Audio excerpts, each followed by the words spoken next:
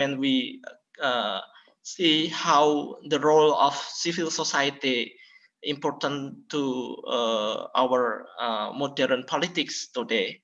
And this is what we will discuss. What is the meaning of civil disobedience, how modern politics make a definition on this critical issue for our understandings together between Indonesia and United States maybe, and between our future's modern politics. And we can discuss maybe our discussion start from Mr. Evans will be presentations about this critical issue, and we give you around 20 minutes to give overview what happens in society and what happened in theoreticals about the definition political disobedience actually. And we can after that we can give opportunity to Professor Diah to give presentation about her perspective in international relations, politics, and civil society today, how we can define the civil society in modern era and in the politicals, theoreticals. And this is what we will do. And next we can have discussions with a number of participants. So our participants still raise and very enthusiastic to hear Professor Evan and Professor Diah and also Professor Agus Wahyudi will give some overview. So every presenters we will give around 20 minutes, and now Professor Evan can make a presentations, and we will hear presentation of Professor Evans about this issue.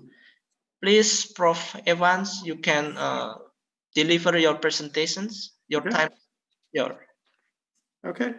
Thank you so much, everyone, for agreeing to listen to me and taking time out of your important day. Thank you so much, Agus, for inviting me, and thank you so much, Professor Diah, for agreeing to participate in this forum with me.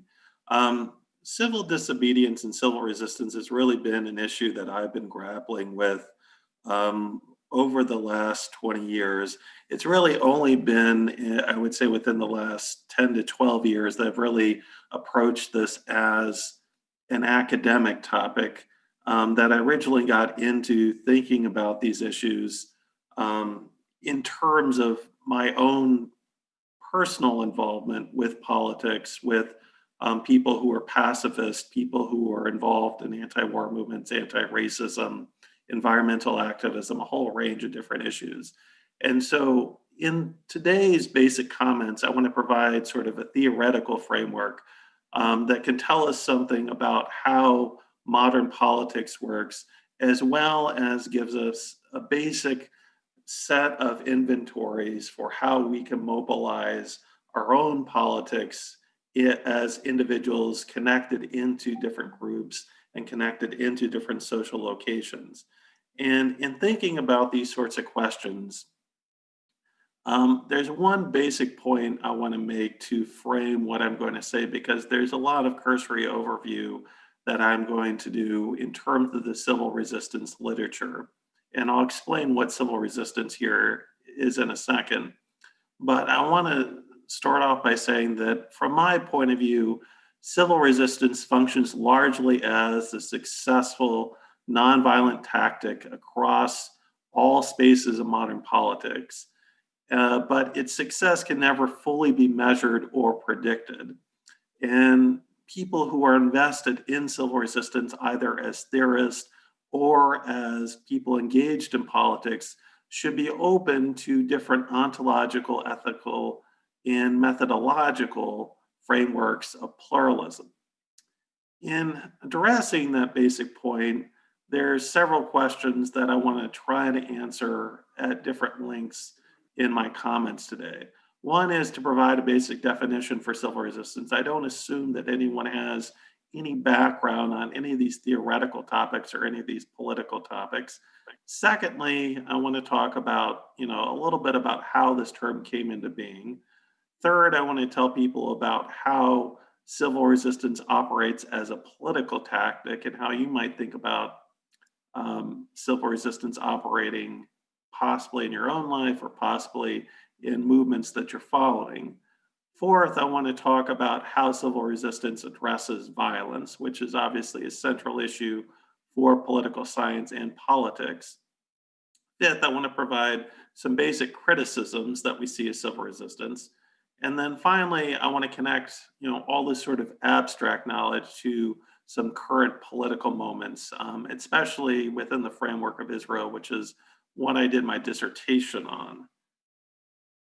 So if we're thinking about explaining the different components of civil resistance, there are several things that one could say are civil resistance, and several things that we should sort of place at the outset as saying these are not civil resistance, but related to studies in tactics of civil resistance.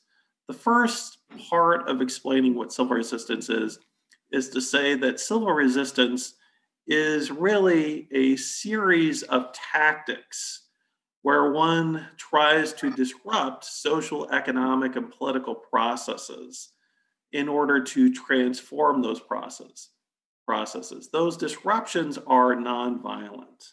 And those sorts of tactics and disruptions usually happen in social movements. Now, starting early on in the study of civil resistance in the middle of the 20th century, there was a basic division between tactical civil resistance and moral types of civil resistance. And that type of moral civil resistance is bounded up with a notion of pacifism that emerges out of the Abrahamic tradition, but also out of other religious traditions, which makes claims about the limits of violence and makes claims about the lack of ethics in acting violently. It also is juxtaposed against theories of just war, that within the Abrahamic traditions of religion and within other religious traditions, there have been serious thoughts about what is a just and not a just war. And certainly civil resistance overlaps with some of those traditions, but it is not necessarily those traditions.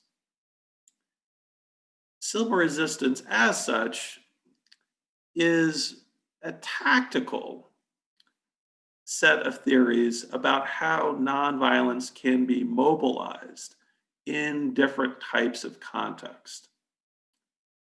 Whether those contexts be in autocracies or in democracies, whether we're talking about countries in the global south or we're talking about countries in the global north. And in the modern period, that is to say within this century, within the last 20 years, there have been some great research centers that have engaged in studying and disseminating information about civil resistance. If any of you are curious about these things and want to get more information about them, certainly the International Center for Nonviolent Conflict, the Albert Einstein Institute, work by Erica Chenoweth and Marius Steffen, as well as large data work through the NAVCO project, are all great resources to look at to understand more about civil resistance. Civil resistance also encompasses, but is not necessarily limited to, civil disobedience. If we're thinking about civil disobedience, certainly Gandhi, Martin Luther King Jr. are two key practitioners.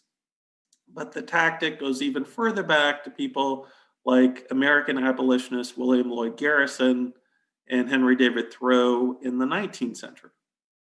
And Both of Gandhi and King make claims about the way that civil disobedience can work as a nonviolent tactic to push a movement forward.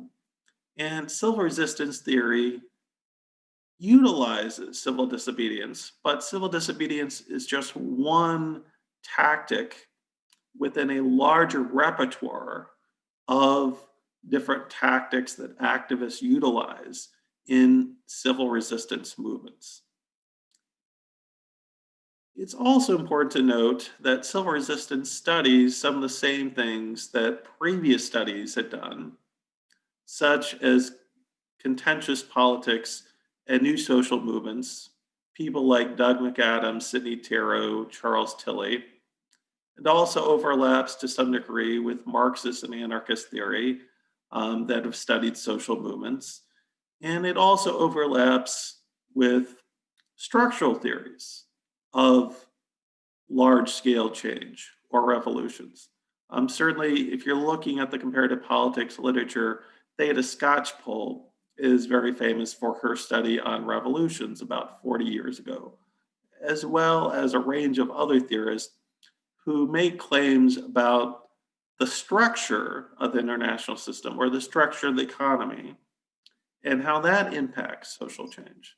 But for theorists of civil resistance, it's not necessarily about the economy or the political structure or some collapse in either of those systems, but how particular tactics can be utilized properly, and their proper utilization can advance a particular political agenda. Now, civil resistance scholars are certainly open and pluralistic on what that agenda might mean. That civil resistance as a tactic can be used for all sorts of nonviolent ends. The beginnings of civil resistance really start off largely with Gene Sharp. Gene Sharp is a Quaker and a pacifist and a political scientist working in the mid-20th century and writes a whole series of books.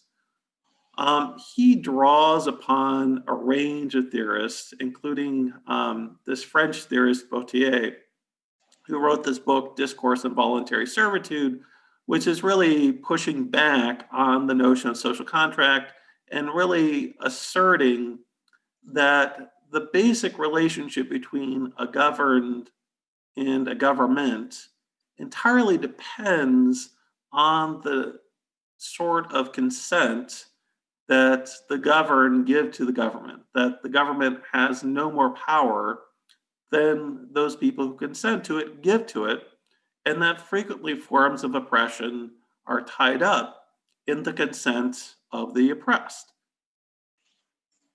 Sharp comes up with this term of civil resistance, and certainly there are a range of others who draw upon those terms, and he comes up with these terms in the context of studying Gandhi and then applying lessons from Gandhi to other political and social movements. While he's doing this work, there are also other conservatives that draw upon Bautier and as well as draw upon Sharp to make claims about the violence of the state, right? And certainly within the United States, there's a libertarian movement, that is to say, a movement that is highly critical of the state, highly critical of state regulations of the economy and society and politics.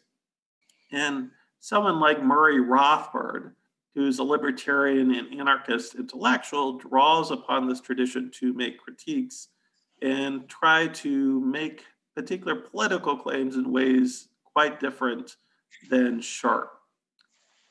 But you should also notice that the basic notion of civil resistance, that anybody at any moment in time can refuse the social and political and economic systems that they're a part of, goes back much further than Bautier, much farther than Sharp. That the basic notion in European cities of the barricade, of being able to blockade streets, the basic notion that labor organizations had of the general strike or even wildcat strikes or strikes in general, even just basic class conflict we see in any mode of production, whether we're talking about capitalism or something else, draws upon a basic logic of civil resistance, of the ability for individuals to refuse, and for them to refuse without having an intellectual elite pushing them, acting them in a particular way.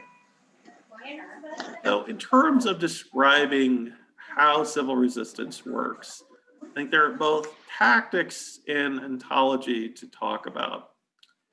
In terms of ontology, which is to say how, agents and social structures work, what we're talking about, as I suggested, is a consent model power that, in spite of all sorts of restraints on agents, whether those restraints be political or economic or social or cultural, Kedua that takku nggak nyambung. ultimately agency will dominate over all these types of restrictions.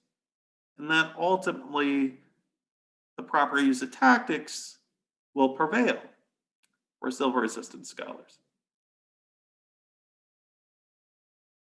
This notion of consent comes out of Gene Sharp, but Sharp, beyond drawing on Bautier, also draws on Hannah Arendt, who talks about power as being beyond violence itself. That really, once we see governments utilizing violence to attack citizens, to keep them in line, that a government is actually showing that it lacks power.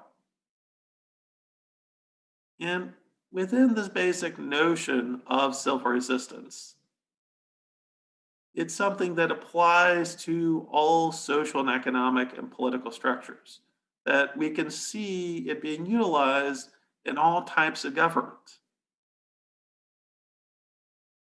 And in its utilization, we'll see different tactics being employed for civil resistance. One of the key points that civil resistance has to center in any civil resistance movement is a nonviolent discipline, that no matter how violent the state might be towards protesters, that protesters need to stay nonviolent in their disruptions. And the types of tactics that people can employ in these types of nonviolent disruptions can either be concentrated, that is, drawing lots of people into public spaces to disrupt these types of oppressive systems, or dispersed, that is, having lots of people spread out throughout society engage in a range of tactics. So we could imagine people utilizing boycotts of products as employing civil resistance, just as we can imagine people coming out to protest and taking to the streets, engaging in civil resistance. As I've suggested before, civil disobedience is one tactic and not fully encompassing of what civil resistance is. So some tactics that are disruptive will be entirely legal to utilize, while other tactics may be illegal. But whether these tactics are legal or illegal, the key point to civil resistance is that protesters maintain their levels of nonviolence. And the reason why they want to maintain their levels of nonviolence is that they want to draw out public sympathy for their cause, that they want to bring criticism of the absurdity of state violence. And that as the state employs violence to crack down against protesters, that crackdown can bring more protesters to the fore, can bring more people to the cause. bringing the sort of ironic deployment of state violence is what's known as political jujitsu, right? This basic martial arts of jujitsu is really, redirecting force. And so protesters not controlling the state, not controlling the instruments of violence of the state, as they're being attacked by the state, draw public sympathy, and that use of violence starts to undermine the state's position. And as it undermines the state's position, one of the things that civil resistance scholars and civil resistance tacticians can look to is defections from the different pillars of support that help maintain the state itself. That people are members of the military, people are members of the police, people who are economic elites, people who are heads of businesses, people who are heads of political parties, people who are heads of labor unions, who may have in the past supported the state, may find themselves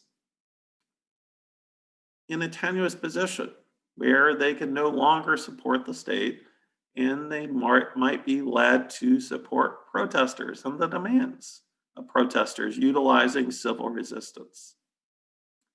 Civil resistance, besides claiming that political jujitsu and defections can shift our thinking and support for oppression, also tell us that there's a rational logic driving protesters, that there's a low cost for nonviolent protests that's quite different than a series of violent tactics, that anyone can go out to the streets, can hold a sign, can decide not to purchase something, can show up for a meeting for a short period of time.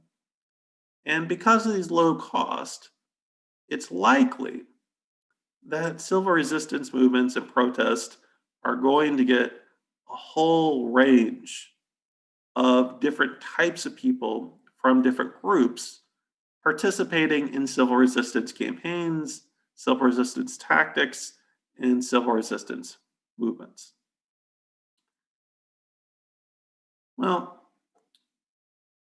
part of this story is about utilizing nonviolence and mobilizing resources and people behind those tactics. The underside to this story is a question about how can civil resistance lead to democratization?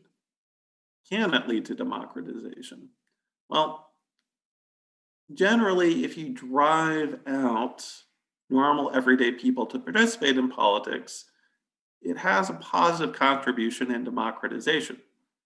But as people employ civil resistance tactics to try to make political change, eventually there has to be a stopping point for those large-scale civil resistance tactics for democracy to take hold. That the constant use of civil resistance across all forms of politics can actually deter and harm democratization and the very institution of democracy itself.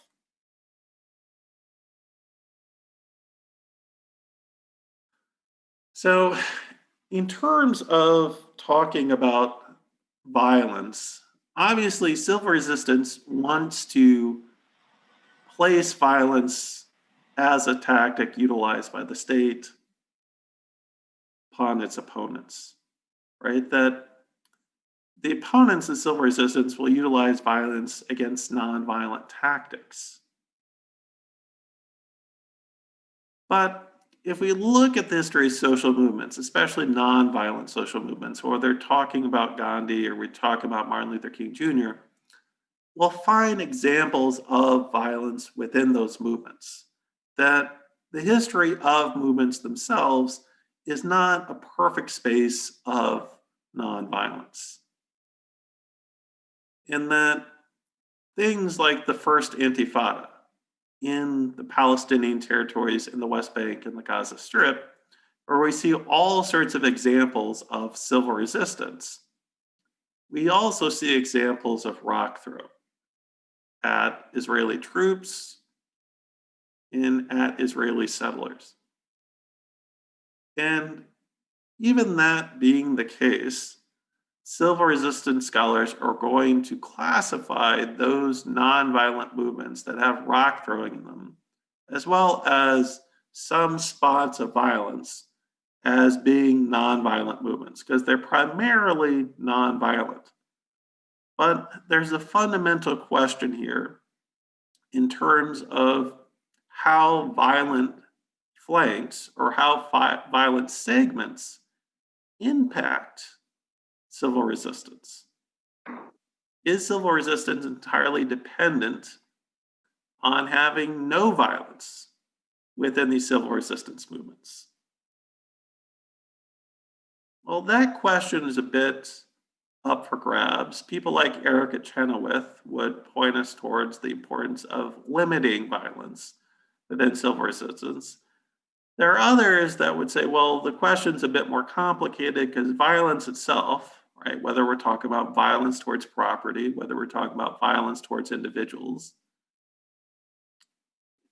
can sometimes be multifarious, complicated, and difficult to assess who's to blame.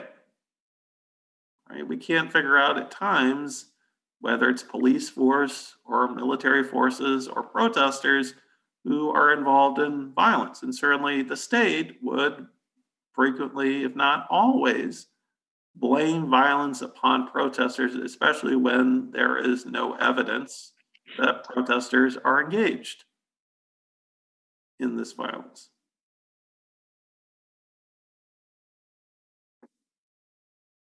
Now, there's a range of critiques that could be offered of civil resistance.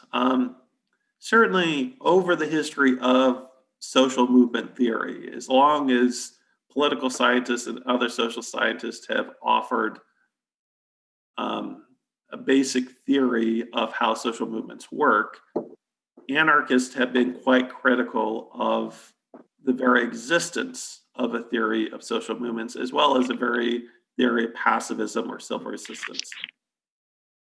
People like Peter Gilderlew's Ward Churchill, as well as Mark Bray, are quite critical of a basic theory of pacifism and a basic theory of civil resistance, because from their thinking, any sort of theory that centralizes nonviolence is a type of disciplining of resistance to the state.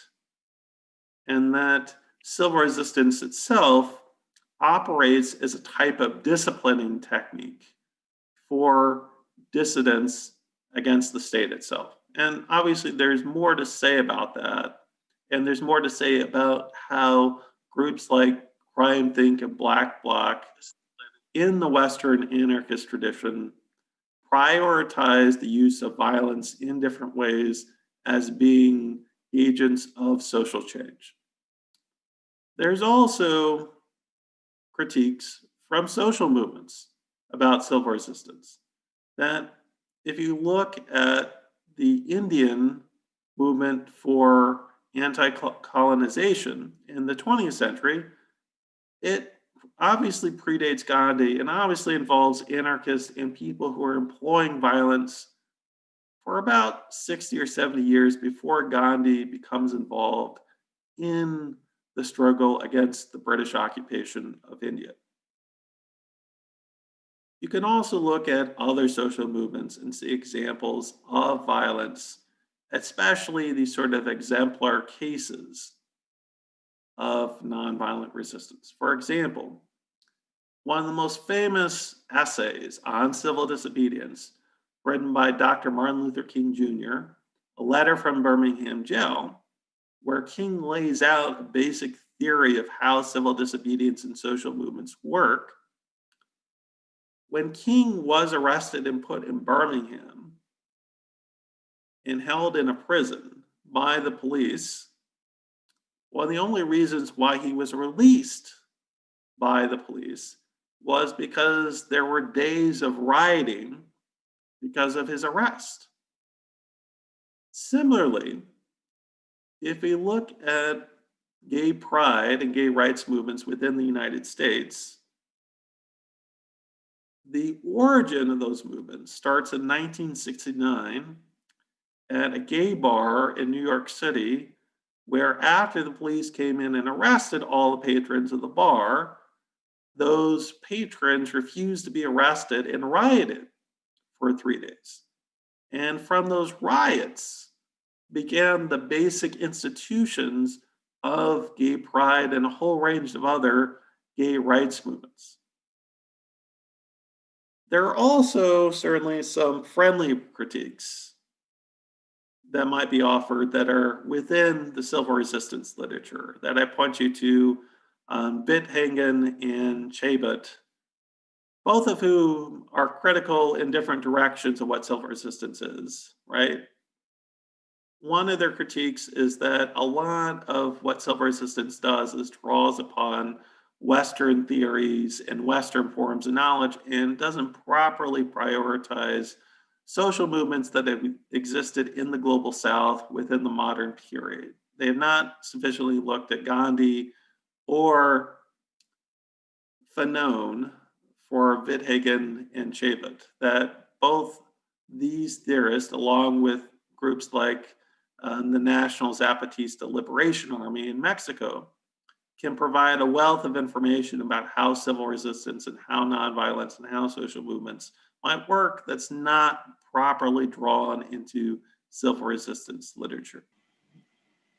Witthagen similarly will make claims about the lack of complexity of power, that a consent theory of power is not adequate to properly explain modern politics or explain all the types of things that social movements are going to be engaged in.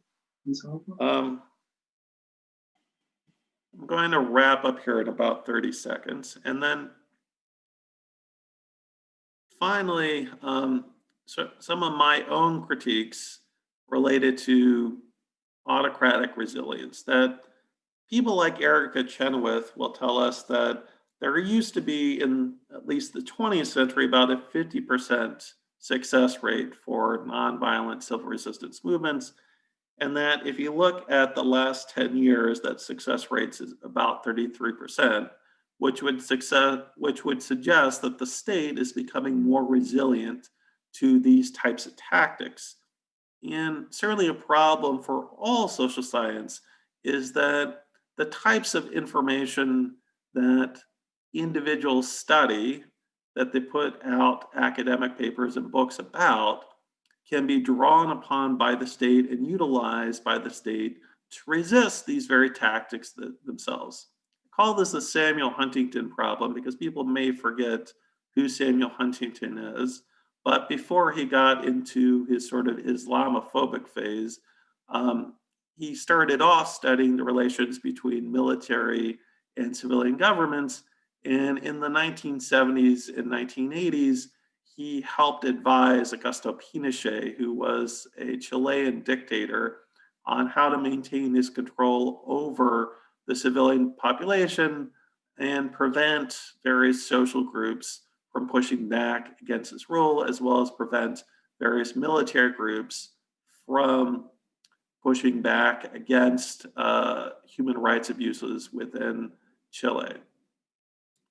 I would also say that there's a basic problem in terms of ontology that exists within civil resistance, that while it is a very robust framework offering a series of theories and explanations about the way that politics works, that is not necessarily sufficient to describe all the sorts of social and economic and political processes that happen in the modern period, as well as the types of disruptions that could be occurring to these types of processes. So I'm going to end there. I realize I really only covered the theory. I'm happy to talk about Israel within the Q&A. I'm going to go ahead and turn it over to Diah to talk about civil resistance.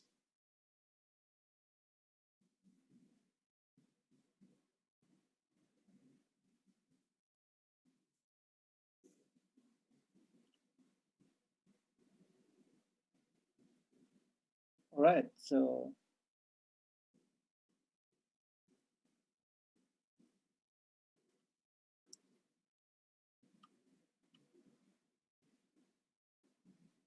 okay, so well, thank you, Matt, for very interesting presentation, and I think we assume that some of you guys have already read the text that we have provided before this discussion.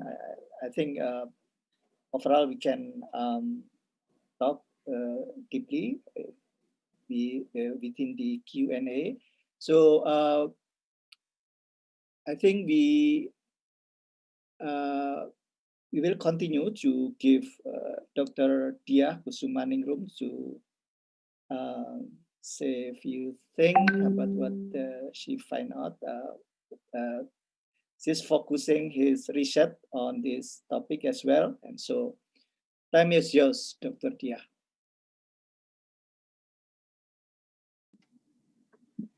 Thank you very much. Good evening, Indonesia time, and good morning, US time. Thank you very much, Agus, and also colleagues from Pusat Studi Pancasila and everyone in this virtual room for having me in this timely discussion on civil resistance. And thank you very much, Matt, for laying the basic what, why, and hows on this very important topic. You've done the impossible task of covering in just less than half an hour the things I usually cover in a number of meetings in my nonviolent studies course here at IRUGM. So chapeau. And now, building upon Matt's presentation, I'd like to talk more specifically about scaling up civil resistance in Indonesia. We have been using various terms interchangeably, and we need to acknowledge that each actually has a specific flair. So when we use the term nonviolence, we usually talk about the principle, like the principle of not using violence, of love, of compassion, and such. And this is then why some scholars and activists use the term active nonviolence. It is my Quaker friends are the ones who introduced me to this term. They said, like, yeah, nonviolence is one thing, active nonviolence is what you're talking about. So yeah, I started to, see the nuance within all these terms, thanks to my Quaker friends and also other scholars in this field. And when they say active nonviolence, what they want to emphasize is that it's not enough to renounce violence and then to lay back, because one has to take a more active role. And then fast forward came along the term nonviolent action, which is the term that is, I think, quite widely used, and it emphasizes on the various behaviors, the various things that we can take when we are in conflict with others, and all these things to not use violence, at least not to others. Sometimes it's about also enduring some harm to ourselves, like hunger strike, self-immolation, and so on. But the commitment is to not commit violence towards others. In 1973, as Matt already touched upon, Gene Sharp identified 198 methods of nonviolent action and put them under 3 categories: protest and persuasion, non-cooperation, and intervention.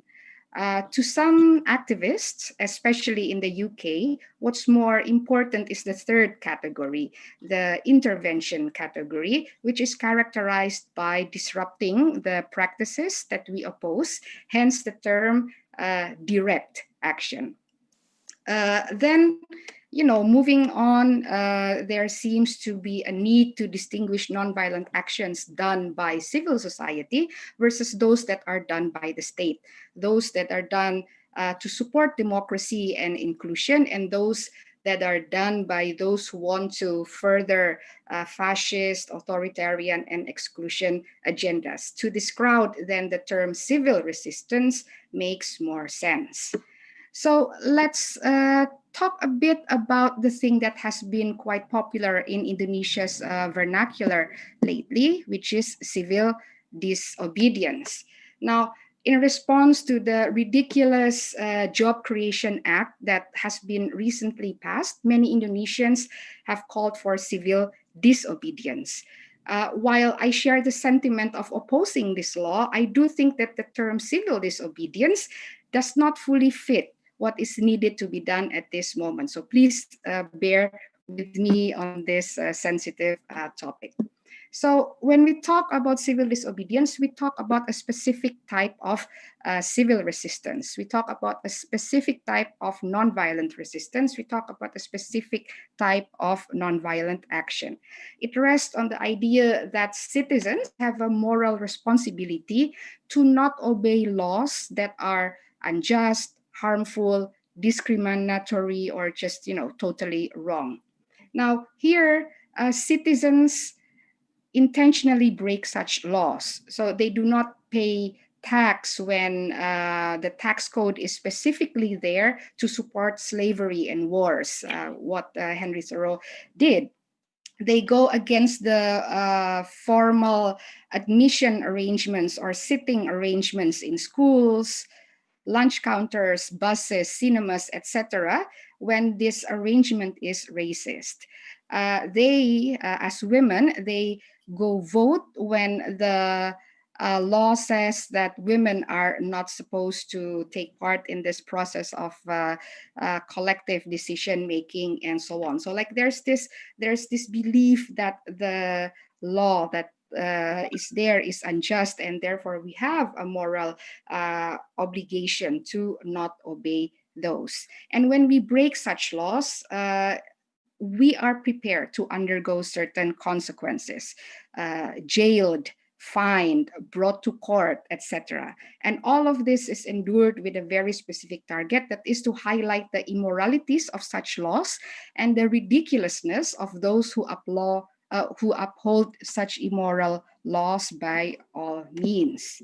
Now, what one frequently forgets is that when people engage in civil disobedience, they do so by applying one or more of the 198 methods of nonviolent action.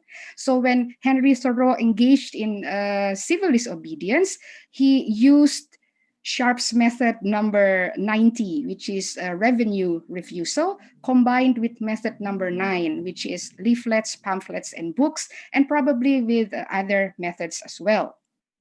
When civil rights activists in the US engaged in civil disobedience, they used methods number 162, sit-in, 163, stand-in, 164, ride-in, and so on and so forth. Like, they used a whole array of methods. When women in the suffragette movement engaged in civil disobedience, they used methods number 32, like taunting officials. They used method number 161, nonviolent harassment, method number 159, hunger strike when they were imprisoned, and so on. So here the term civil disobedience amplifies a number of qualities in the wide array of nonviolent actions used by the activist.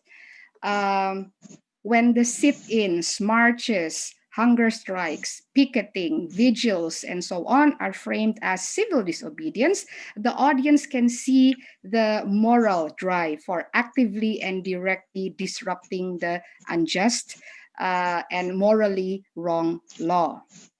So that said, the conversation on enacting civil disobedience against the Job Creation Act in Indonesia need to go through a checklist.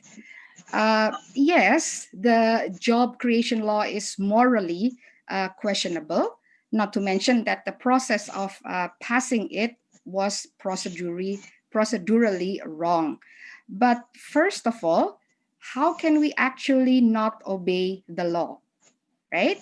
It's not really a law that says something about what citizens, students, professors can and cannot do. So there is no straightforward way for me, and probably for many of us in this virtual room, to to disobey it. Which brings us to the second question: who are the actors who are in the position to disobey the law? So based on my limited understanding of the act itself, I would say that it is the workers, the employers, and the local governments who are the subject to the law. So in the nutshell, this new law takes away various protections, right? Especially protections, especially worker protection and environmental protection. So civil disobedience towards the job creation law would have to center on workers, employers, and local governments still doing things in accordance to the old law. But the question again is, would this be enough? The answer is no. Because the new law is about lowering the threshold of protection, then adhering to the old law that has a higher threshold of protection does not really count as breaking the new law, right? So, the level of protections are lowered, and then like if you don't obey this and you still obey the old ones using offering better worker protection and so on, you're not really breaking that law. So in scenarios where workers are adhering to the old law and employers are adhering to the new law, then the call for civil disobedience make more sense. In that scenario, the workers can perform many methods, from method 97 to method 119. All of them are different kinds of doing strikes. Which brings us to the third point: what can the rest of us do? What can the rest of us who are not direct subjects of this job creation law do? The answer is a lot.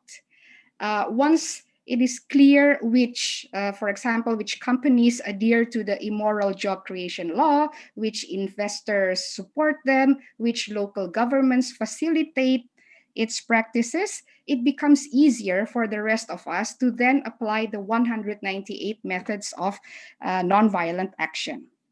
And given that the conflict has a very heavy economic aspect, then methods of boycotts, embargoes, divestment, and such may be more effective.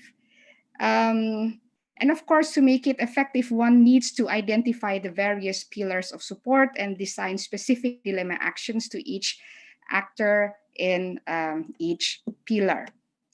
And I think I now would like to share with you a couple of trends pertaining to nonviolent action in Indonesia, so that later on and in the discussion, we can have some ideas on what can be done moving forward.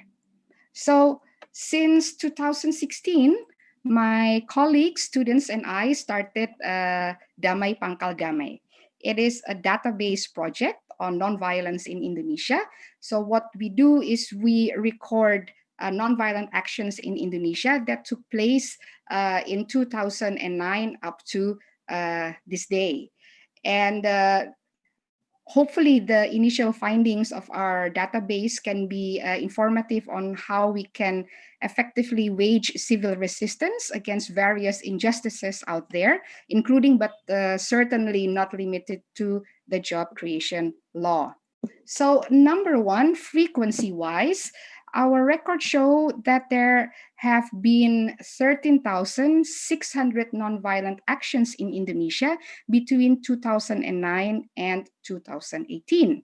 So in pure statistical terms, it means that there are 2 nonviolent actions per day in Indonesia. If 1 apple a day keeps the doctor away, so maybe it's 2 nonviolent actions a day that had kept the dictators away from Indonesia. let's talk about it. Number two, the repertoire. One particular method of nonviolent action, which is a demonstration, or method number 47, has been heavily used by activists. So 40% of the 13,600 nonviolent action in Indonesia took the form of demonstration. And if you sort the methods from the most used to the least used, you see that the top 10 methods used in Indonesia already account for 80% of the nonviolent actions recorded in our database. In the spirit of seeing the glass half full, we can say that we still have a lot of methods that we have not used, meaning that we may be able to come up with ways to startle the power holder more effectively. I mean, like, we've done a lot of demonstration, we've done a lot of picketing, kamisan, and so on. And if when we don't see, changes, significant changes, then probably, we need to look into the 197 methods that we have not used. It means that we may be able to apply political and moral jiu-jitsu more effectively, having not touched 190 something methods. Third trend has to do with the intensity of nonviolent action in Indonesia.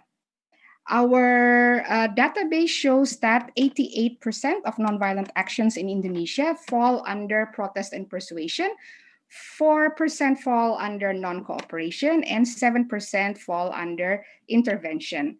What does it mean? Now, first of all, when we talk about protest and persuasion, we talk about methods of nonviolent action where we just,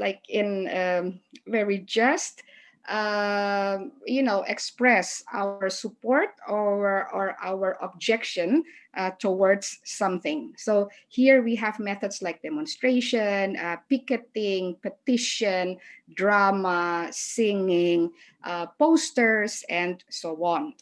We have 54 methods of protest and persuasion. Jean Sharp mentioned that the next category of nonviolent action, which is non-cooperation, takes it a notch higher.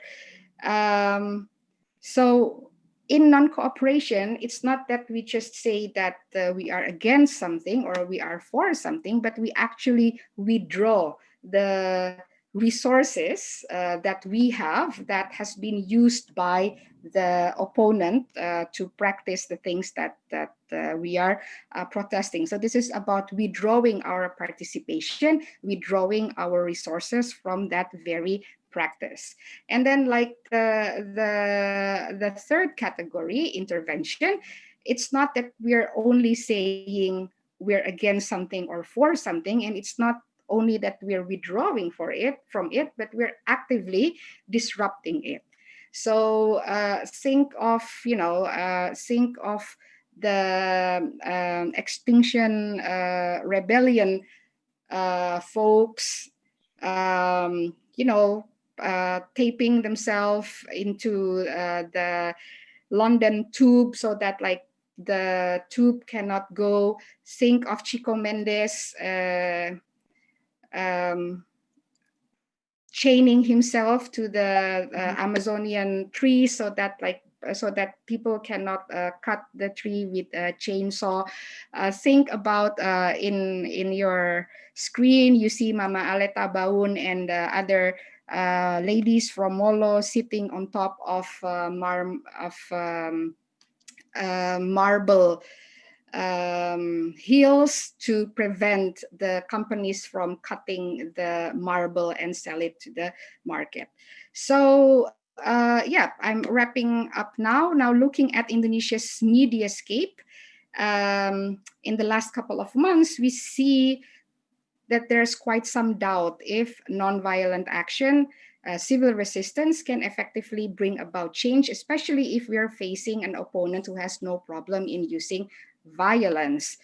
Yeah, if I'm asked if civil resistance can be effective, my short answer to this is yes.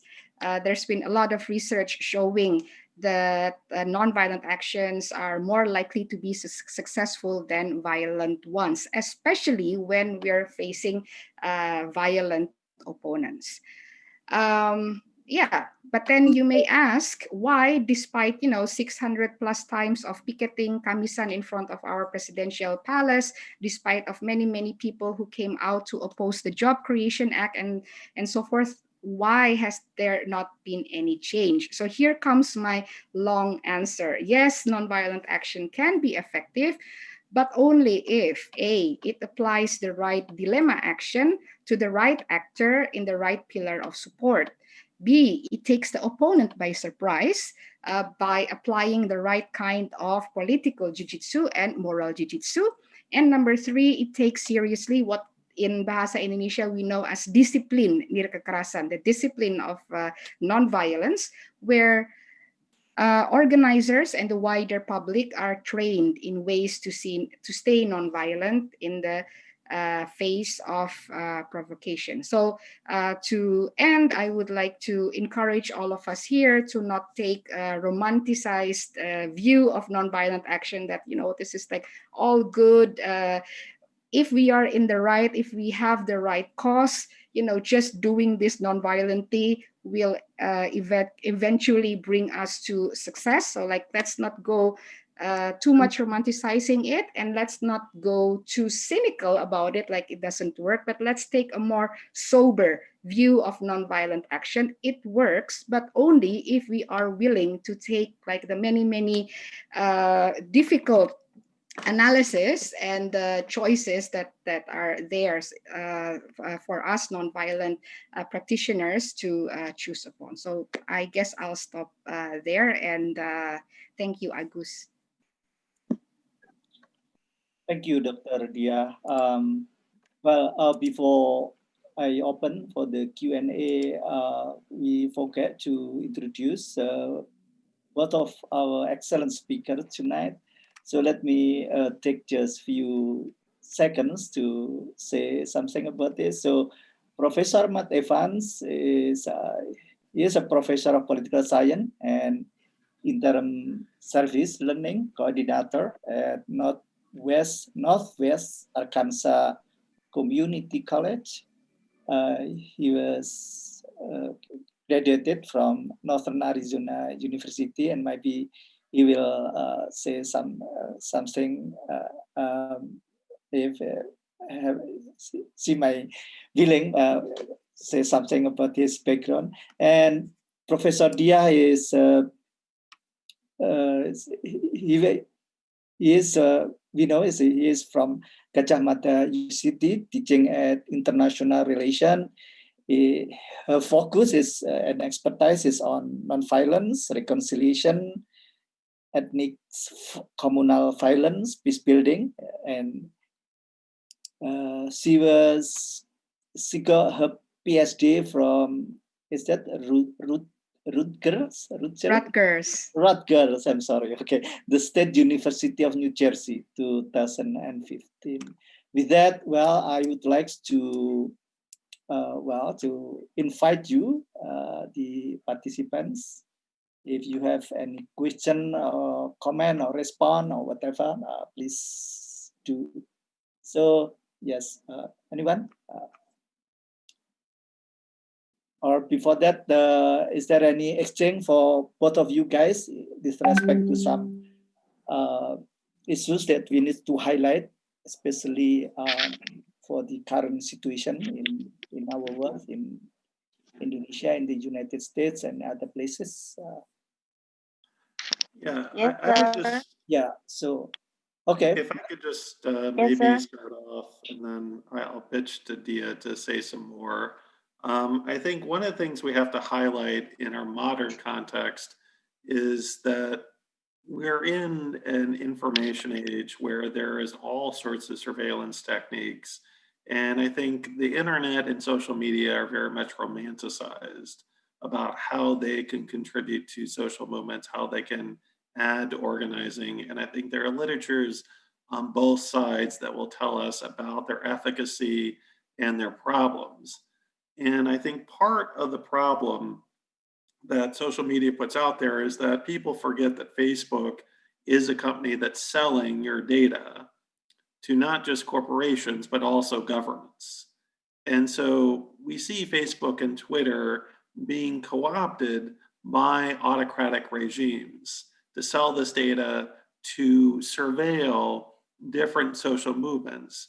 And I think that is one of the key issues, I think, here in terms of the effectiveness of civil resistance in this century, is that as groups are grassroots, as they have to connect across different informal ways and utilize social media, they open themselves up to this type of surveillance.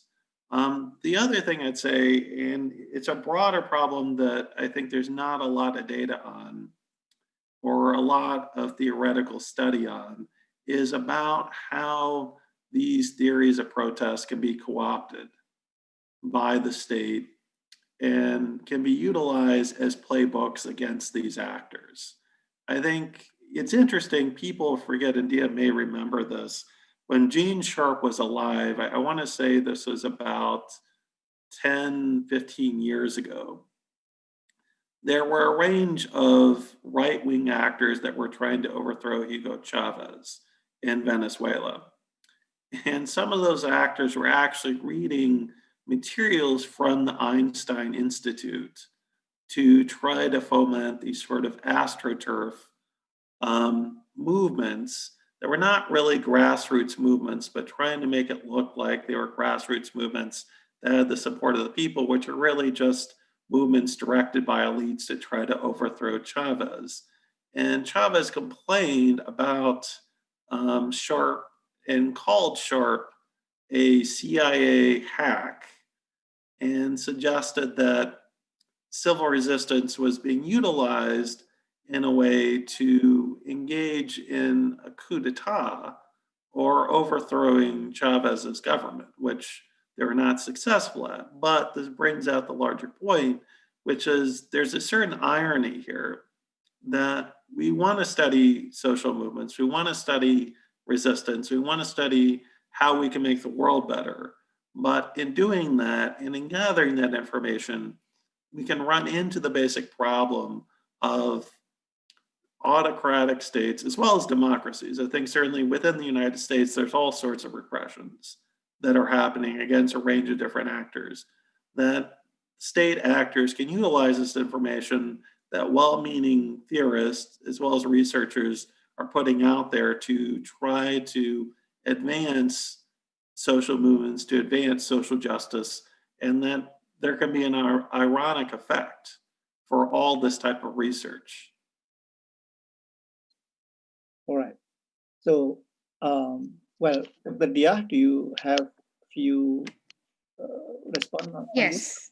Yes, thank you. I very much remember that those years when, when I talk about Gene Sharp and then somebody in the audience would like raise their hand, like, isn't he a CIA operative? I'm like, well, don't it's difficult to defend nonviolent action at that time. It's difficult defending teaching this method when some people in the crowd identify it with CIA operatives and such.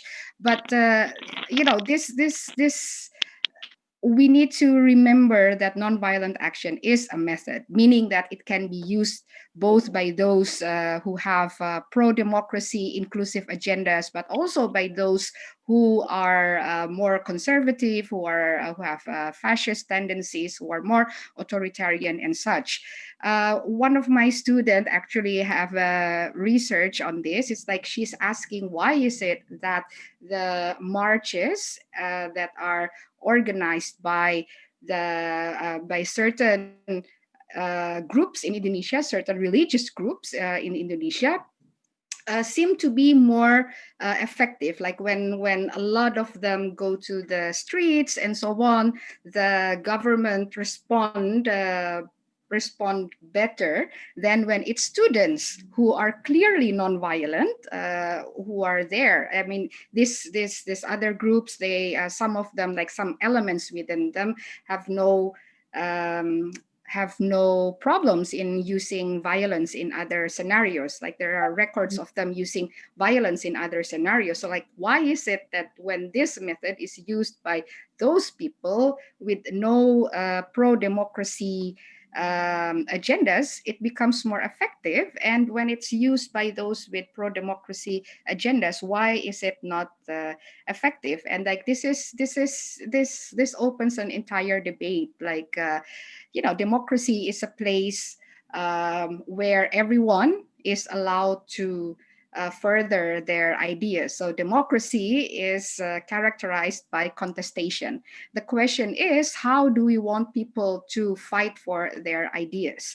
The ideas can be, can be conservative, can be liberal, can be inclusive, can be exclusive. But like, I personally prefer that everyone, including the state, when they further their ideas, when they are in conflict, they use nonviolent action. This is why, I've received an email from some scholars out there and mentioned, hey Diah, why is Damay Panggal Damay, why is your database using the term nonviolent action? Why are you not using the term civil resistance? And my answer is simple, because like in my database, I also record the nonviolent action that are done by groups who have a more conservative and exclusionary agenda. It also records the nonviolent actions that are done by the police officers and so on. So like, in the age of democracy, everyone, when they talk about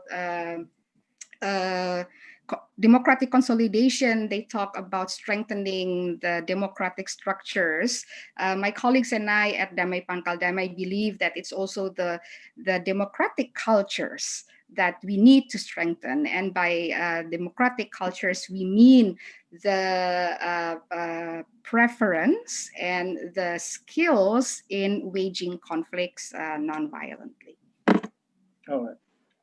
So yeah, basically what I was wondering is also the question of if the moral justification for the civil violence, what is the underlying of this? And, but we can discuss that later. I will invite comment or question from the participant, if any. Please. Yes, sir. From Yes. Andy. Okay. Okay, who is speaking? Andi Nur Hikmah. All right. So yeah, introduce yourself briefly and what's your question? To Andi, Mbak Andi atau Bu Andi? Yes.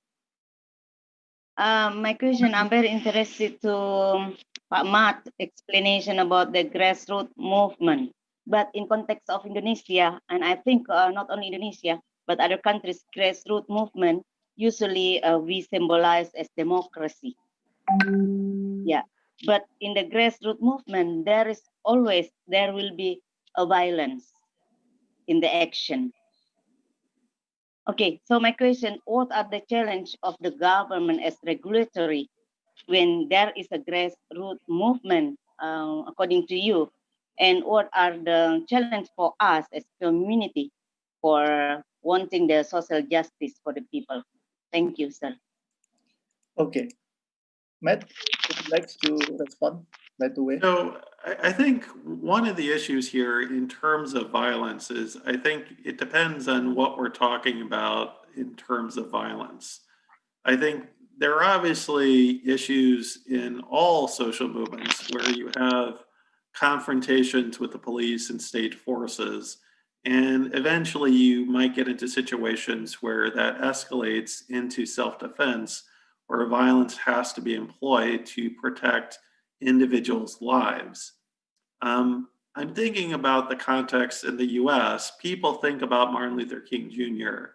as obviously being a great proponent of pacifism and nonviolence, but people lose track of the fact that during King's own life, that one of the groups that was created was this group called the Deacons.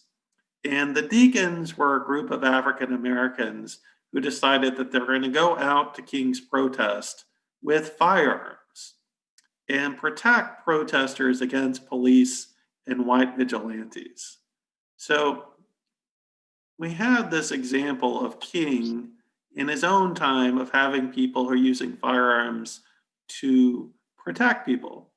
And you have also questions about, well, okay, so if people show up with firearms at protest, are they being nonviolent in how they're engaging in their politics and how they're participating in the social movement? I was reading an interview with Erica Chenoweth, who's certainly one of the most prolific scholars on civil resistance. And she was talking about, within the US, there are people who are losing their minds about these pandemic restrictions, and some of them are showing up at protests with firearms.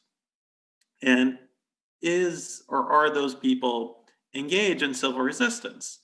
And she says, well, no, because these particular people are setting themselves up for propensity to engage in violence at the hair trigger, that there's a likelihood that they can possibly engage in this type of violence. So I think what we have to center ourselves in terms of explaining civil resistance, in terms of explaining different types of nonviolent tactics that Gene Sharp, as a pacifist and a Quaker, is talking about, is that these things are primarily nonviolent, that they start off as efforts to try to nonviolently disrupt particular systems of oppression.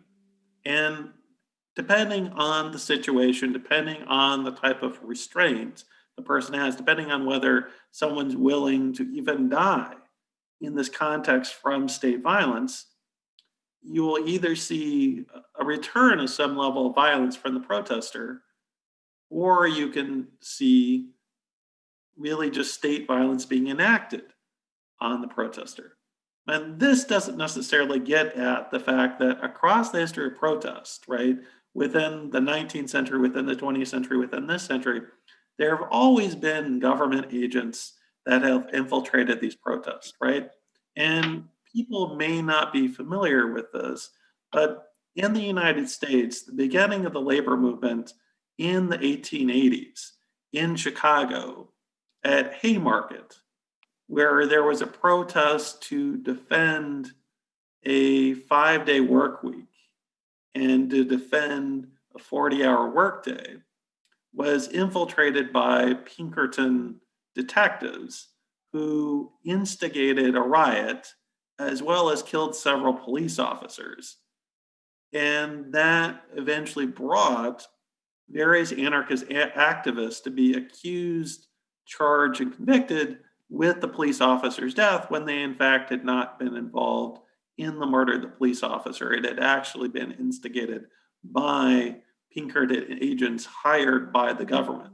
And I think if you look at various peace movements across the world, you will see all these types of infiltrations by government agents who want to escalate a nonviolent set of tactics into violent tactics, want to push particular groups and movements into utilizing tactics that will bring harsher crackdowns, remove any sort of public sympathy for that group, right? So the boundary is difficult here in terms of violence, that we can see violence, and especially, you have a protest, you say, okay, people show up. How are you going to ensure that these people who show up, who are just general members of the public, have no sense of a history of politics, no training whatsoever, that these people are going to be nonviolent? That's a difficult question for anybody leading a protest. Anyone from Martin Luther King Jr. to, some high school kid to a college student, right? Trying to lead a social movement, right? So violence is always a difficult question in this context. All right. Yeah. Yeah. Thank you, Mr. Matt. Thank you. Okay. So any other else? There are few people who wrote at the chat room here. I will read it later on, but if there is question or comment, please. Hello, Yes, can you hear it? yes, please. Okay, my name is Bambang. Okay. What do you think to the professor from Arkansas about the protest made by a person named John Brown before the Civil War in United States? He known as anti-slavery activist at the first, and then he developed the specific, some like a state community for the ex-slave from that release in United States. It's before the Civil War, as long as I found in note in America. The first and then the second, can I say? There is a group of Javanese people who stay on the north side of Java, known for their called Samin people, who reject or resist to pay tax to colonial government during colonial era. In which position, in this case, for the case that you present for us. Okay, thank you, Pak Wahyudi. Thank you, Pak Bambang. Yeah, so let me say something about the abolitionist movement and John Brown. It's very interesting, John Brown. People are not familiar with John Brown. John Brown was an abolitionist in the 19th century who wanted to end slavery, which was a legal institution in the United States for about the first 70 years of the existence of the US. And John Brown actually started off his life and career about 30 miles north of where I live now, in the Missouri-Kansas area. The people forget that, there was a fight over making states slave states or making them free states.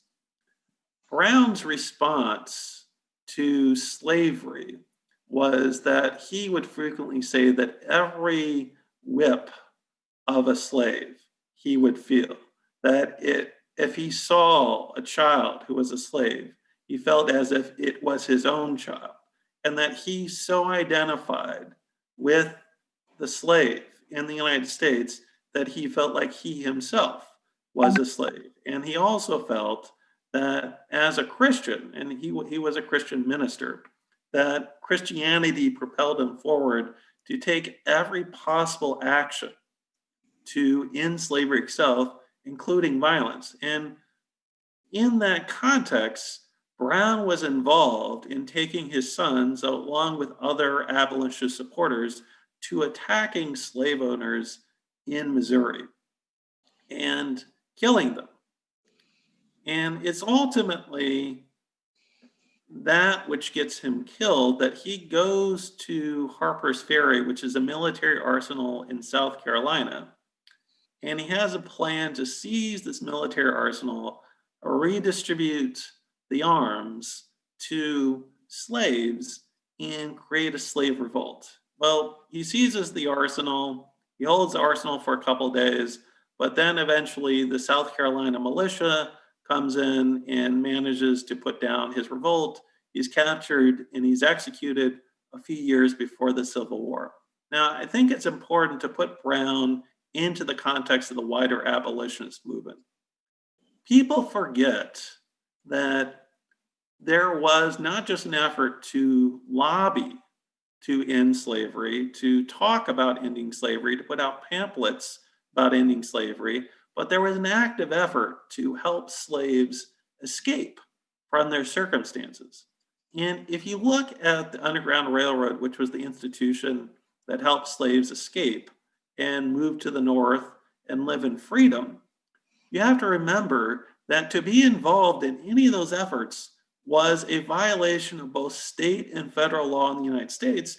And if you're out there violating state and federal law in the 19th century, it meant that you could have federal agents try to arrest you, and that frequently members of the Underground Railroad who were helping slaves escape were engaged in gun battles with federal marshals and engaged in gun battles to protect slaves in their freedom. And so if we look at the abolitionist movement that not only included Brown, but also included people like William Lloyd Garrison, who was also a preacher, a white preacher. It also included Frederick Douglass, who was an escaped slave. It also includes Sojourner Truth, who was an escaped slave. The issue of violence was always a complicated issue. That when Brown had the idea to raid Harper's Ferry, he brought it to Frederick Douglass, an African-American escaped slave.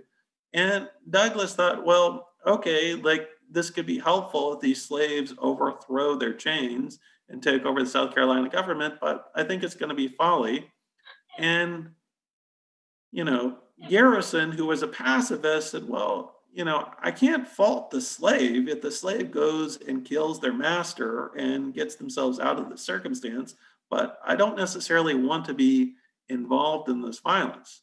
So is that context, right, that we see Henry David Thoreau, who is a poet and a writer, and also an abolitionist, refusing to pay his taxes and writing about why he refuses to pay his taxes, that while Thoreau is advocating for pacifism and civil disobedience, you have all these other actors who are abolitionists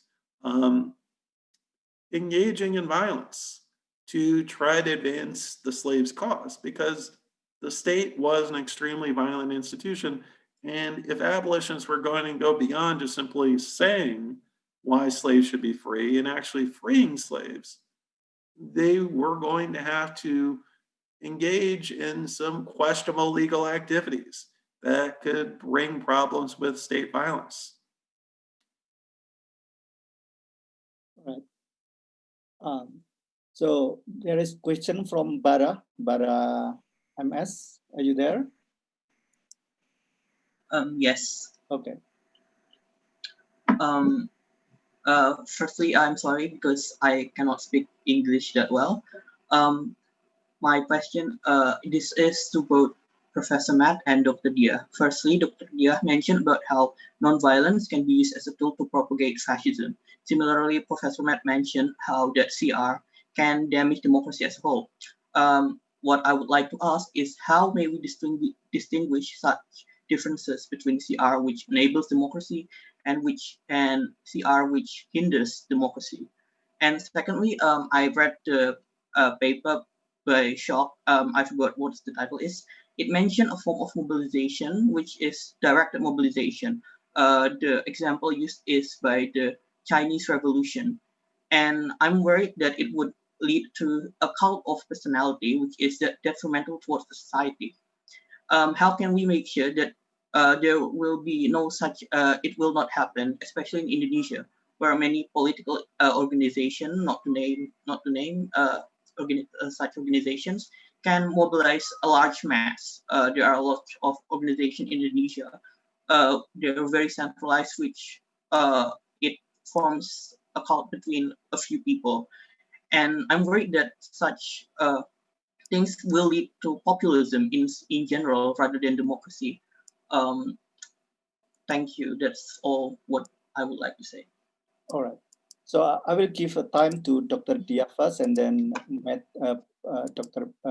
Professor Matt Evan may respond afterward.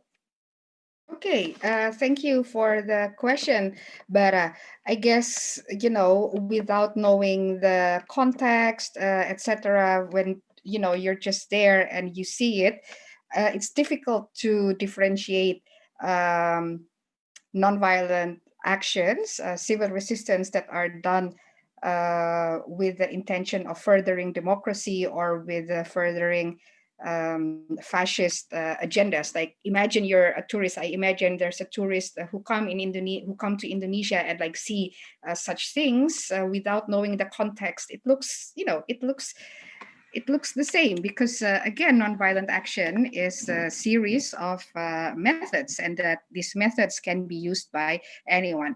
But upon, closer look and everything else, usually those that are more pro-democracy and so on, they have a more inclusive base. So like if you see that it's not just a certain type of people, certain sex, certain gender expression, certain age, a certain religious expression, then it's if it's more inclusive in the masses there in the public that they attract, then there's a higher likelihood that it is pro-democracy. But you cannot really differentiate them without trying to listen to their message, trying to read the message that are in the posters, trying to listen to the message that are there in the speeches, trying to listen to the lyrics of the songs that are there. So the only way to differentiate what is this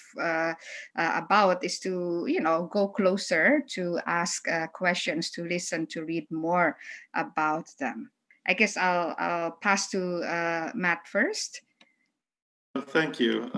Let me just say this. I think the question of democratization has actually been a question that's sort of come up in the civil resistance literature of late. There's a book by Pickney that I refer you to that was recently published this year, where he looks at different civil resistance movements and how those movements contribute to democratization. And, one of his problems is, when this sort of maximalism where civil resistance is trying to remove the state itself, right? It's not just trying to reform the state, but it's trying to remove the state and replace it with a better state. At a certain point, he says that, these sorts of tactics have to be retracted, and there has to be space for the normal set of political institutions to work. Because remember, a lot of what civil resistance works through is through non-normal channels, right? That we're not engaged in normal interest group politics, we're not engaged in political parties, we're not engaged in all the types of ways that we're told we should engage in as citizens, but instead we're engaged in activities that are part of civil society, but are non-traditional in grassroots forms of politics, right? And as grassroots politics can take off, right, we can create normal people into leaders. And that if we create a lot of different leaders, it pushes back against the possibility of creating a cult of leadership where one particular leader emerges and that leader can do no wrong, and then the leader becomes instituted in the government and does all sorts of horrendous things, which is, obviously, a story of nationalism that many countries that undergo nationalist movements frequently see some of those leaders do wonderful things in pushing back to democratize a country or push out the colonial power, but then end up getting tied up in a range of horrendous types of government and state policies. And the other thing I'd say about this recent study by Pickney, which I'll post in the chat here in a second, is that he looks at these different cases, and one of the cases he looks at is in Nepal. And one of his issues in Nepal, besides this maximalism and people sort of settling into normal politics, is that there are these different ethnic groups that are vying for control of the state, and that the proper sort of political identity that's inclusive to the needs and interest of all these different ethnic groups really never took hold in Nepal. And so after you had these civil resistance campaigns that brought about a different government in Nepal, you still had some of these ethnic groups utilizing civil resistance to disrupt the state itself. And as they disrupted the state, they brought about a range of economic and political crises that destabilized the state, right? And so, yeah, that's difficult. If people are always disrupting, it's kind of hard to have stability. The other place I'd point you towards is reading Windhagen, who's very much at the center of a lot of civil resistance literature and sort of an anti-quantitative guy. And he talks about, if we're looking at civil resistance, we also need to look at the alternative institution building.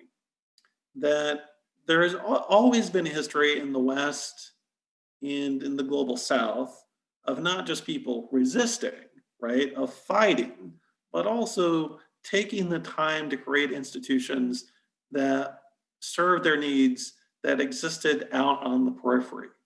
And these institutions might be alternative economic institutions, that might be alternative newspapers and media institutions.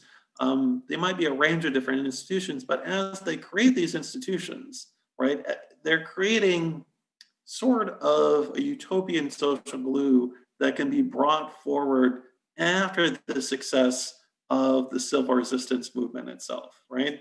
And I think that's what's key. If civil resistance is simply disruption, right? If it doesn't have alternative institution building, if it's not grassroots in helping to cultivate a range of activists, in sort of a horizontal way, then there are going to be problems after the civil resistance campaign ends.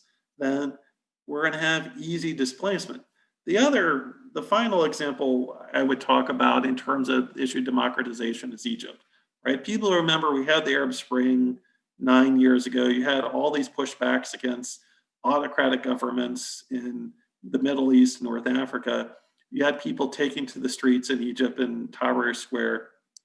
And in those contexts, those people pushed back against the autocrats who were running Egypt, overthrew Hosni Mubarak, brought about elections, but then those elections were displaced after the Muslim Brotherhood went through, a range of different power grabs and brought about another military coup that obviously ended the democratic government. Well, I think part of the issue with Egypt was that civil resistance had to draw upon the institution of the military in Egypt to be successful, that the military was a larger than life institution. But in drawing upon the military and seeking out defections from the military and asking the military not to brutally crush the protesters and valorizing the military, there's a certain danger there that you're valorizing an autocratic institution that in many ways is an antithesis to democracy, right? And in that valorization, you're destroying the groundwork that you might have for a possible democratic future. Now, the problem here is obviously, you can't just make up values that have no connection to society to use in a movement, right? And since Nasser was one of the great progenitors of the Egyptian military as being an equalizing force for society in bringing resources to the people, in giving people a national stake in the Egyptian political project, it's really hard to get away from the Egyptian military. So while certainly that's a problem, it's hard to say where those protesters would have been able to take their protest if they would have said, well, we're also going to say that we should, abolish the Egyptian military as well as part of this democratization project. All right. Okay, still any other comment, question? If any? Well, I was wondering with respect to the relationship. So a couple of points. First of all, and as you have mentioned about the relationship between the use of violence and civil resistance, which is two different things. I think it's worth further exploring it as a tactic, as a tool. But the thing that is, I think, when we are talking about any civil resistance, it has to do with the kind of moral justification of it. Is there and you mentioned about why state and democracy sometimes can be problematic in this respect. Am I right to say that? So, well, when we are not like talking about the not having kind of moral justification, and what is the fundamental the basic reason of the civil resistance after all. I mean, what the aim of it is. Yeah, well, there's like, there's like two main school of nonviolence. One is the ideological school of nonviolence, and the other one is the pragmatic school of violence. Those who are in the ideological school of nonviolence believe that the reason as to why you have to engage your opponent nonviolently is, because it has a higher moral ground. Like you are both human beings, you are both you have the right to be free from harm, from this and from that. So like, there's the belief in many people that we need to do things non-violently because this has like a higher moral stance. Gandhi, when he mentioned satyagraha, he mentions that nobody knows the entire truth. So life is about like an ongoing process of trying to seek the truth. What is like the real, what is the truth behind everything? Is what is the real cause of life? What is the real cause of poverty? What is the real cause of this and of that? And because like we're always searching for something, then we can't be so snob and say that, oh, I know everything, I know that I'm right, and therefore I have the right to do violent things against you. Like, people evolve, and eventually some will find the meaning of life, others don't. And in that process of us one another looking for the meaning of life, it's wrong. It's morally wrong to just kill somebody. History changes. Many years ago, women cannot vote. Many years ago, people have slaves, and now it's entirely wrong to ban women from voting, to have slaves, and so on. So, like, eventually, we as a civilization grow. So, what was wrong at what was accepted at one time can become wrong at a certain time in the future. And because we never know, the entire truth, it's better to refrain from violence. So that's like a very Gandhian view, which falls under the ideological school. But then we have also a lot of other scholars and activists who are more in the pragmatic school of nonviolence. The idea is that once you engage once you use violence, then it becomes legitimate for your opponent to also apply violence towards you. And in many scenarios, we are facing the state, or we are facing a vigilante group. We are facing opponents that are well trained in using violence, that have more weapons, that has the legitimate the legitimate reason to use violence. So who are we to challenge those opponents with violence?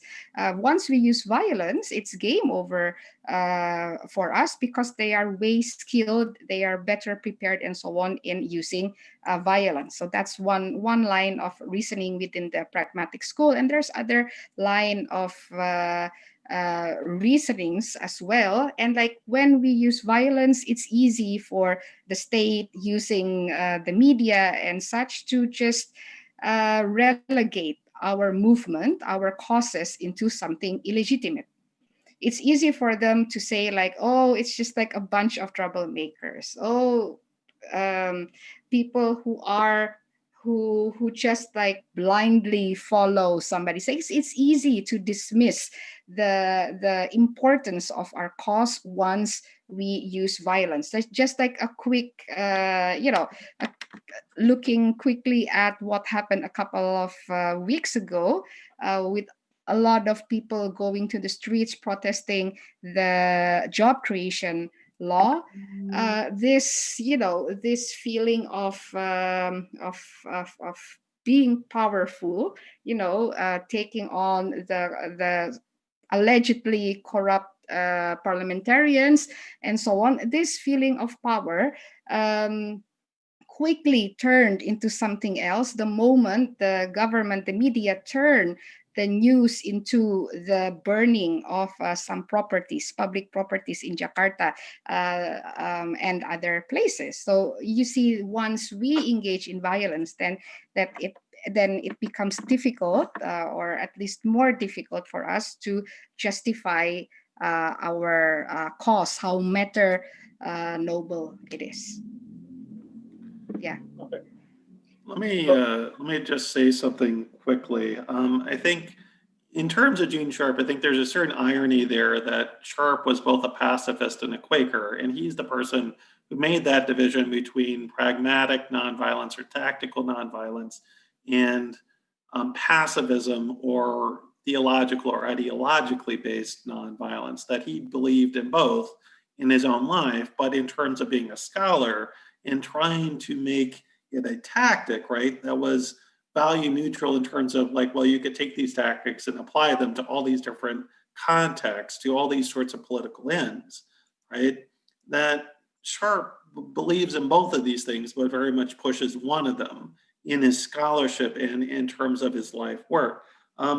I looked at someone like Martin Luther King Jr., and I think someone like Jr. who is a pacifist, but also a theorist about how nonviolence can work as a tactic, he would tell us that there's a certain dignity in the human being, and that even in that dignity, if we're just thinking in pragmatic grounds, we can't get rid of the oppressor themselves, that we end the oppressive system, the person's still going to be there tomorrow, right? And that's something that someone like Nelson Mandela recognized.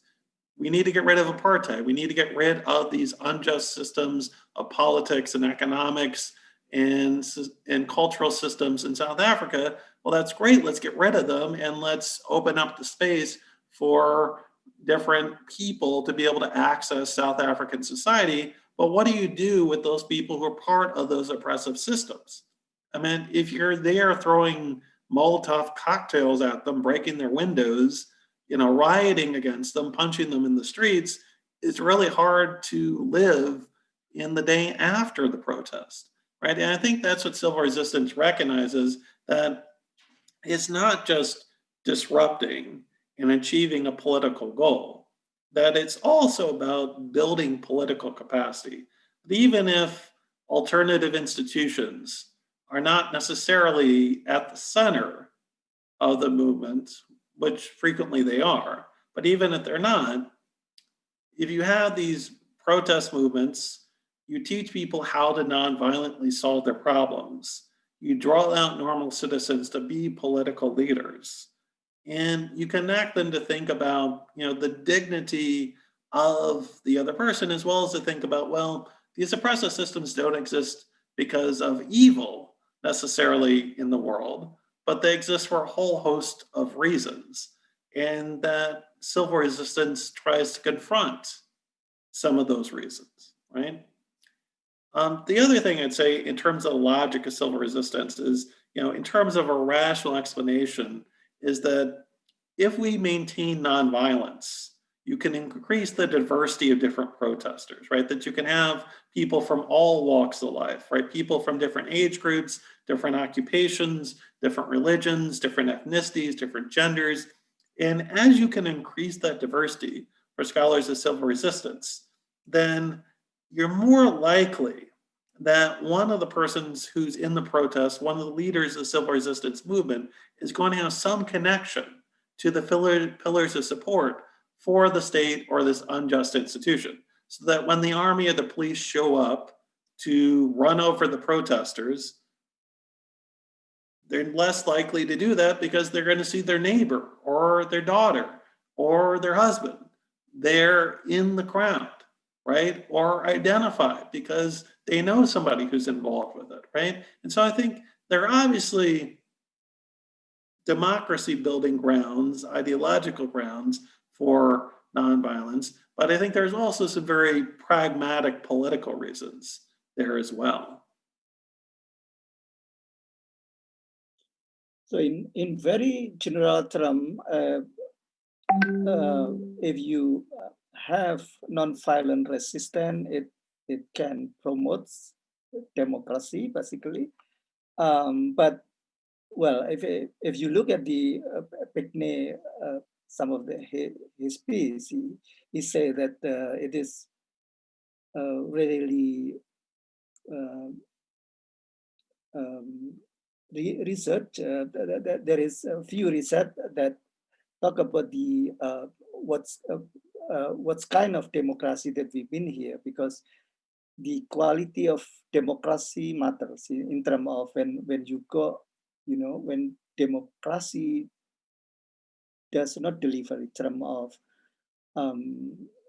resulted in social justice, for example, then how do you see this? I mean, in terms of the efficacy of non-violent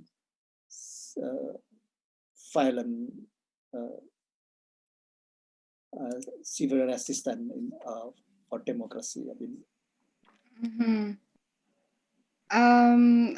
well, from you know, from what I've I'm sorry. Let me back up a bit. One reason why we made this database on nonviolent action in Indonesia throughout the democratic era, throughout Reformasi, is that we see that in the literature, it looks like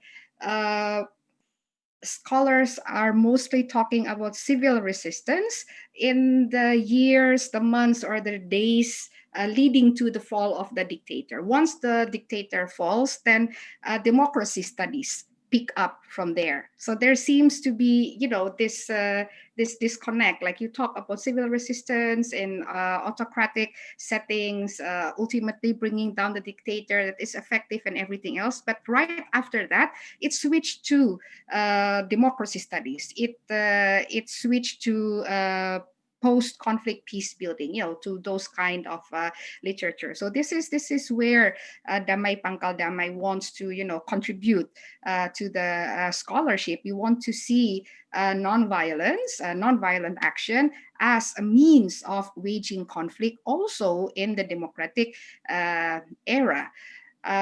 Again, we believe that democracy is about contestation. For so long, people who are not happy with how the land is distributed, with how decisions are made, and so on, they were just, you know, they were just silent.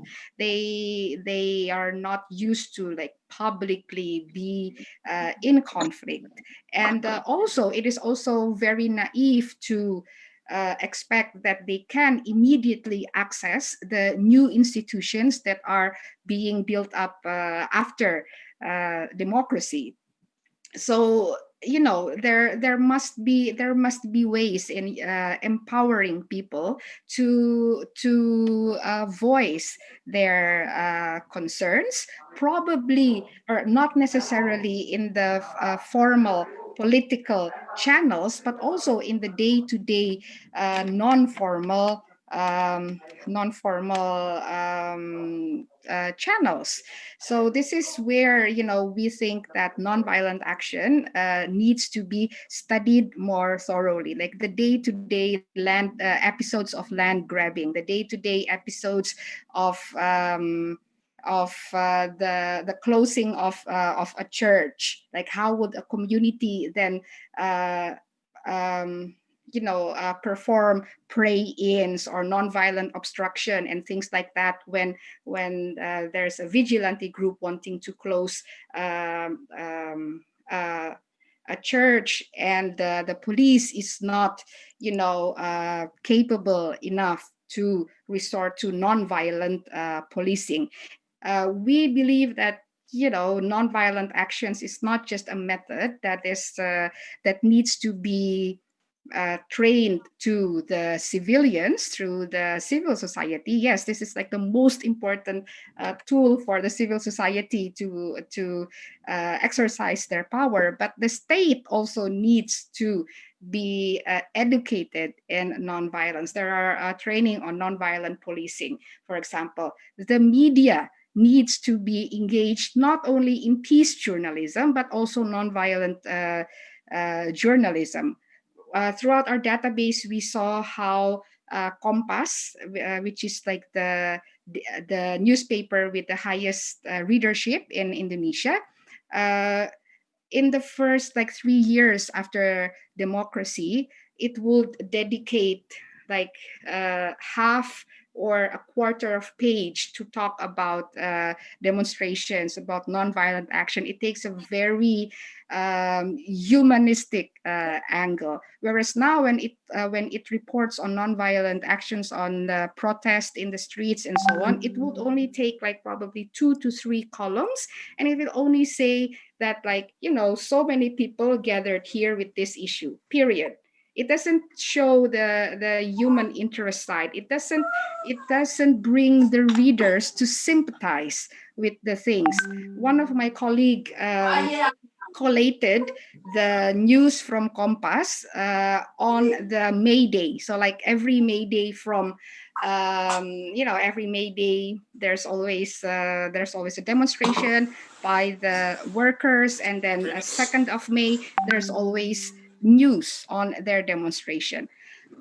In the early years of the reform, the tone is quite sympathetic. And then at the late years, recently, the last 5 years, it's not only short, but also not very sympathetic. The one that are asked, to comment are somebody from the police, somebody from the ministry, but not, or probably somebody from the organizer of the workers' demonstration, but not from the men, the women who are there bearing day-to-day difficulties and trying to express them in the street. So when we talk about nonviolent action in the era of democracy, it is something that everyone needs to be trained on. It's not just the civil society, but the state.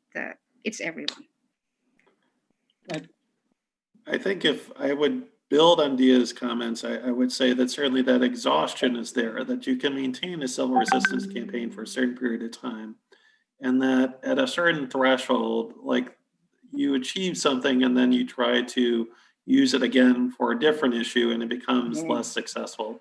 I'm pointing to Martin Luther King Jr.'s own life, that he, in a very short period of time, utilized civil disobedience and social movement theory to change the citizenship structure of the United States to be inclusive towards African Americans that it had not been, and got a racist president, Lyndon Johnson, to pass laws to allow African Americans to vote in the South, which they had previously not been allowed to vote in the southern parts of the United States, in spite of constitutional amendments that said that they had the right to vote. King then took his tactics and tried to make an issue of both poverty and the Vietnam War. He went absolutely nowhere with those tactics on those issues, that people forget that he was assassinated in Memphis supporting a sanitation worker strike for better wages. He was also involved in a campaign for economic equality for Appalachia, which is a rural area in the South in the mountains, primarily composed of whites. And he got nowhere with those campaigns. And I would say if you look at civil resistance campaigns that are successful, they have a certain duration, they achieve what they do, and then maybe leaders of those campaigns try to go on to do other campaigns, or maybe people are inspired by other issues, but the public becomes exhausted, right, by these issues. And so they've had their fill, and now they want to either return to docility, or they want to return to normal politics where interest groups and political parties are going to be the primary means of delivering particular political outcomes. Okay. So if there is question or comment from the participant, please. Anyone? I was wondering, Matt, while we are waiting for if there is participants who are interested in raising question. You mentioned earlier about the global south phenomena of civil resistance. How do you see this in terms of how it is significant to, you know, perhaps to contribute to the new theories of the current theories of nonviolent resistance? And do you find in contemporary, you know, recently, like research that maybe, or is it actually I mean, yeah, the colonization question and the westernization question, I think, are central issues that I think particular branches of civil resistance are dealing with. I'd say especially people like Sean Chabot and Stellan Vinhagen. What they would point to is they'd say that if you look at the development of the theories of civil resistance, really most of those theories start with Sharp dealing with Hannah Arendt, and Arendt's theorization about state power, as well as Sharp looking at Gandhi and looking at King and looking at people like Bayard Rustin, who was a pacifist and one of the people who connects King to Gandhi. And he would say, you know, or Vinhagen and Chabot would say that we haven't adequately looked at different theorists in the global South to try to parse out some of the key differences that exist in the global South and global North. I think there are some similarities here. I think we're dealing with situations of neoliberalism, of globalization, that create similarities between the US and Indonesia, the US and a range of other places, but there are also some very specific aspects of the context themselves, right? And someone like Hardy Merriman, who's the president of the International Center for Nonviolent Cooperation, whenever he gives talks to different activists, he always says, well, you guys will obviously know the local context and how the logic of these different questions will play out, right? And I think that's one of the key issues, is that people may, reading civil resistance literature, try to generalize experiences that cannot necessarily be generalized. And that if they can't be generalized, we have to look at expanding the civil resistance canon. People like Fanon, who's writing about the French occupation of Algeria in the middle of the 20th century and talking about the liberating force of violence for the colonized, using that violence against the colonists, is not going to be typically part of the civil resistance canon, because here he is talking about the possibility and the emancipation of violence. But I think there's something there in Fanon's writing that's worth drawing upon, just as I think there's something worth drawing upon the Zapatistas in Mexico, who have theorized a range of situations with colonialism, just as I think there's important points to take from people like Ali Shariati, an Iranian sociologist in the 1960s who's assassinated by the Shah of Iran, but someone who writes about the context of Islam as a political discourse and has a lot to say about the possibilities of social movements and human emancipations. So I think, yeah, there is a basic problem here at the center of civil resistance in terms of making it too Western centric, that we have to be mindful of, that we have to be mindful of the differences in terms of these contexts. We have to be mindful of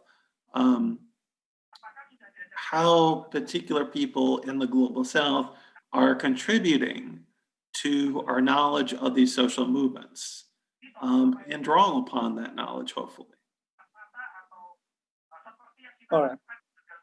Well, unfortunately, we are running out of time. It's 9 p.m. in Indonesia right now. What time there, Matt? I think it's around 7. It's about 8:03 a.m. here. Right. So, well, is there a comment from you, Diah, Dr. Diah, if there is some additional notes or? No, I'm fine. Thank you, everyone, and I hope you can take away some of the ideas here and do more readings, listen to more podcasts, and look at some videos, because there's a lot of materials out there on why civil resistance is like the way to wage conflict, to further our political ideas, and so on. So thank you, everyone, for joining this forum. Exactly. Thank you so much, guys, everyone. On behalf of Pusat Studi Pancasila, I do appreciate Dr. Matthew Evans from far away Arkansas, and my friends, always beautiful and smart. Thank you so much, both of you guys, and also I think I also wanted to say thank you to people behind this scene at the office right now. Some of them perhaps is still awake, but I don't know. So thank you very much, Pak Fai, Mas Hindro, perhaps Diasma, Hastanka, and others. And so, well, yeah, I think this is a start, and hopefully there will be more research on this and understanding our social world, our social reality, learning from everywhere, including United States. And so, thank you so much, Evans. I hope you are not upsetting. So, well, with that, I will close this this meeting. See you next time. Have a good day. Stay healthy, everyone. Thank you. Bye-bye. Thank you so much, guys. Thank you so much. Thank you very much. Thank you. Prof. Evan. Thank you. Thank you. Pak Agus, thank you. Thank you, Prof. Dr. Diah, thank you. Sehat-sehat. Thank you, Prof. Yeah. Very nice presentation. Very nice. Thank you, Professor, and thank Thank you, you, Dr. Professor. Diah.